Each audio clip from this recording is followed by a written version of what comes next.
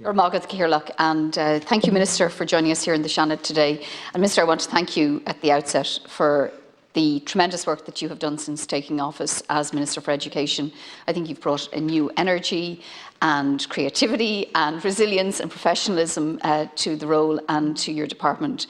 And it's been noticed, it's certainly been noticed by the schools and the education community in Dublin Central, where I live, but I think right across the country. And I just want to commend you for that, and I want to thank you for making time to come here to the Seanad today. We appreciate your time is precious. The Leaving Cert students of 2021 have, I guess, in modern times, there isn't another Leaving Cert class that has had a greater challenge in terms of having missed out so much of the classroom learning, classroom education. It's been hugely challenging for them from a formal education perspective, but also the informal education and the social development that comes with that. Not just for the students, but for their parents, for their teachers, for the whole school community. And those students felt very alone. They had tremendous pressure on them, and the Leaving Cert has importance for us all in different ways, but it's a rite of passage. It allows us move on, it allows us progress as young adults and follow, whether it be further education, further training, or whatever one chooses to do as a young adult. Minister, those students historically, Leaving Cert students, have had very little voice. It is a point in their lives that has big determination on their futures. And when all of this uncertainty was engulfing them and their families and the school communities, you, Minister, recognised that.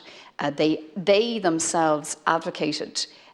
They made their voices heard. They made reasonable requests. They wanted choice, and they wanted certainty, and they wanted fairness. And Minister, you recognised their voices, you heard them, you listened to them, you respected and valued them, and you brought them into the process. And that's a real achievement, and it is one that I think all of the students, all of the Leaving Cert students of 2021 recognise and greatly appreciate. That being said, they've got 9th of June, the written exams start, and it's just a little over a month, so the clock is ticking, and I want to wish them all well, and I want to wish everybody involved in the state examinations well. We all do, and we're all hoping that all of the investment that has been made in our educational infrastructure and all of the investment of time and energy and expertise that has gone into preparing our students, but also the exams, will work out for everyone. And Minister, I think the fact that the students have both the certainty but the choice is key for them. They value it immensely.